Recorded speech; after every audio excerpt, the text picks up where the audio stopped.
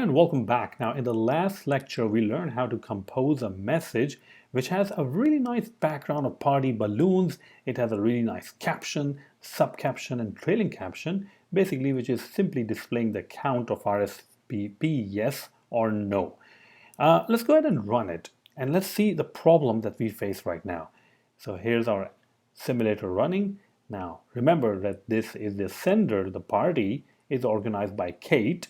So she's going to say, okay, create RSVP, and she will be presented with this really nice screen where she can write, are you coming to my party?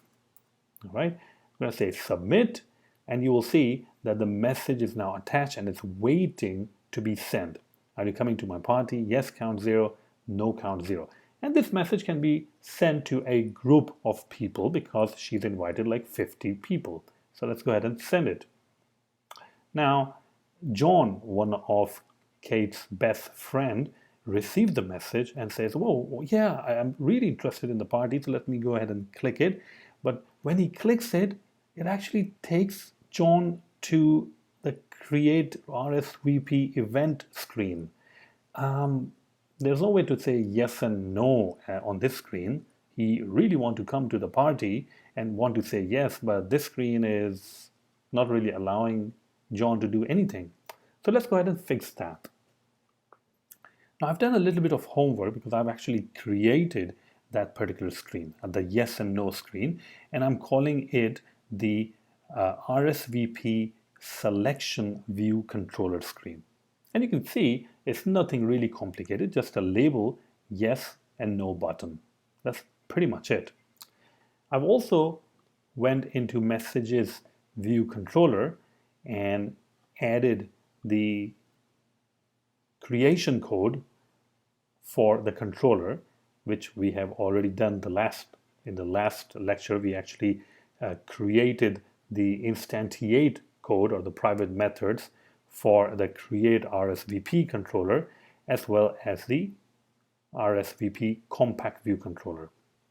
The only difference with this is that now we are passing in the RSVP. All right. And here's RSVP, what it actually looks like. All right. So we have a message. So this is a message that is being passed.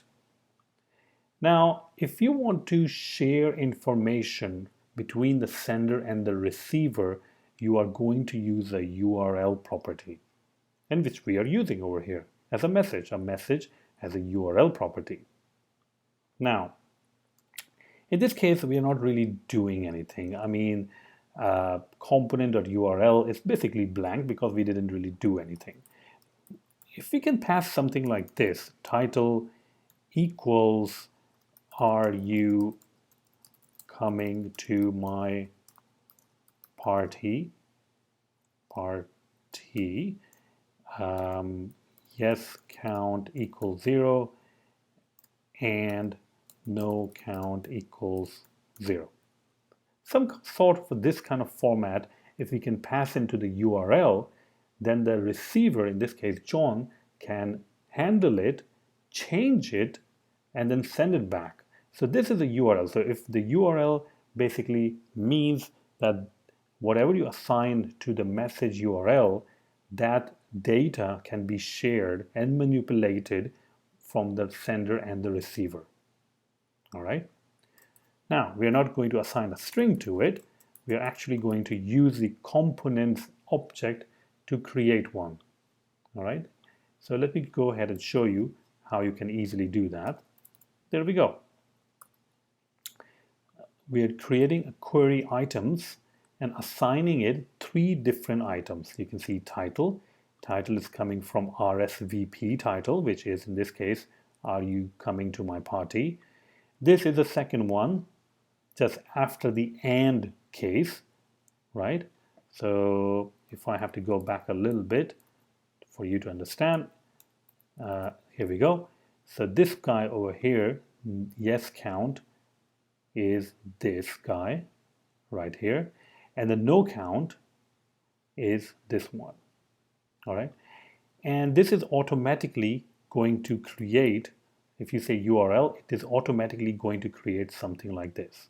So that's the beauty of query items is. Right? The other thing that we have to change is when John selects the message, Kate's message, this guy is getting called. This is getting called instantiate create RSVP view controller, which is the reason that John is always taken to the pink screen to create a new RSVP, a new event. And we don't really want to do that. So let's go ahead and fix that. If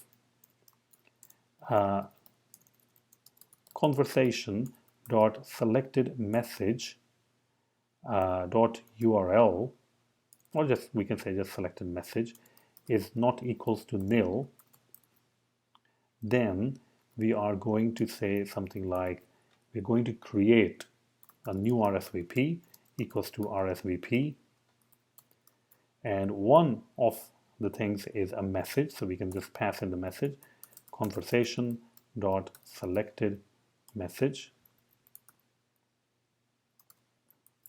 All right, and controller equals to instantiate selection controller, and we can pass in RSVP. If that is not the condition, then and only then we are going to show the create RSVP controller. All right, let's see what's going on over here. We can just, I think, pass in like that.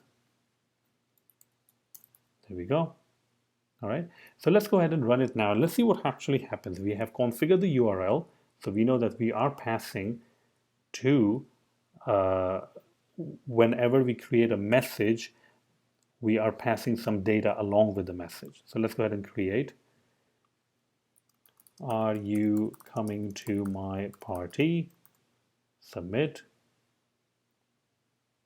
We're going to send it. Now John is the receiver. John is going to receive this message and he's interested. He's going to click on it. And now you can see that because the code that we wrote over here, selected message is not nil, we are actually creating a different page or a different controller, and we are passing RSVP object to the controller, which makes it possible to show, are you coming to my party? I'm going to say yes. And here we go. Well, let's do it again. Let's see. John. Yes. So there's a problem. We can see, oh, here we go. Yes count is 1, and I can send it now. All right. Now let's see what Kate is going to receive, and Kate is going to receive 1. And that is how the RSVP app actually works, and that is how you can keep on increasing those things. So let's say if there is some other person who receives this message, so let's say if he clicks on it and it's going to say yes.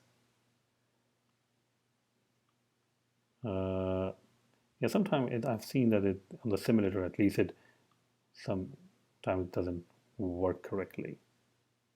And here we go, and you can see now RSVP count is now 2, and if you see over here, this is John, sorry, Kate, RSVP count is now 2. All right,